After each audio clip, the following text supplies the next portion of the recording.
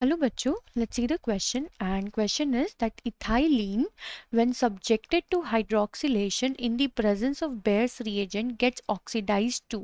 तो हमसे बच्चों क्वेश्चन में पूछा जा रहा है कि जब इथाइलिन को हम बेयर्स रिएजेंट की प्रेजेंस में हाइड्रोक्सिलेशन करता है तो वो ऑक्सीडाइज हो जाता है इनटू व्हाट। तो चलिए बच्चों करते हैं इस क्वेश्चन को and first of all let's see the key concept for this question. तो यहाँ पे बात हो रही है बच्चों बेयर्स रिएजेंट की। तो सबसे पहले तो हमें पता होना चाहिए कि बेयर्स रिएजेंट क्या होता है। बेयर्स रिएजेंट, सो बेसिकली बच्चों बेयर्स रिएजेंट होता है that is cold alkaline potassium potassium permanganate यानी कि KMnO4। तो बच्चों जो हमारा KMnO4 प्रेजेंट होता है into the alkaline medium that is the bears reagent. ठीक है, तो जब बच्चों मिथाइलिन को ट्रीट करते हैं इन the presence of Baeyer's reagent तो वो किस में ऑक्सीडाइज हो जाता है। तो चलिए बच्चों करते हैं इस क्वेश्चन को एंड यहाँ पे हम देखते हैं रिएक्शन।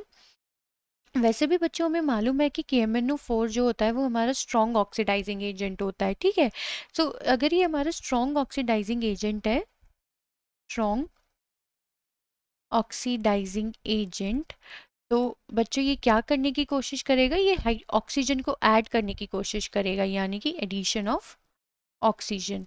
तो इसी के बेसिस पे बच्चों हम रिएक्शन देखेंगे।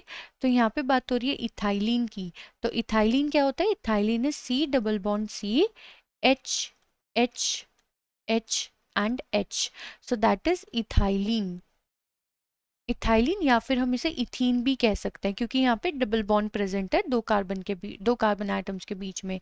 जब इसे हम ट्रीट करते हैं in the present of cold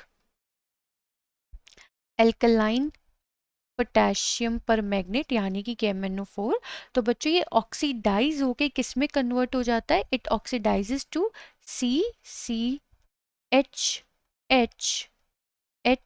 and बच्चों दोनों ही कार्बन एटम पे क्या अटैच हो जाता है, OH ग्रुप अटैच हो जाता है यानी कि यहाँ पे क्या अटैच हो जाता है, फंक्शनल ग्रुप अटैच हो जाता है। सो बच्चों जब यहाँ पे दो OH ग्रुप अटैच हो गए तो ये किस में ऑक्सीडाइज हो गया, डायोल में। एंड अभी हमने देखा था स्ट्रॉन्ग ऑक्सीडाइजिंग एजेंट तो क्या करेगा, ऑक्सीजन ऐड करने की कोशिश करेगा। तो देखिए बच्चों इथाइलिन से किस में कन्वर्ट हो गया, डायोल में। तो हम अगर इसका नेम देखें तो इसका नेम होगा बच्चों, क्योंकि ये हमारा अब हम दोनों ही कार्बन एटम पे OH है तो हम किसी को भी फर्स्ट सेकंड मान सकते हैं। So 1 2, so that is 1 2 di hydroxy ethane.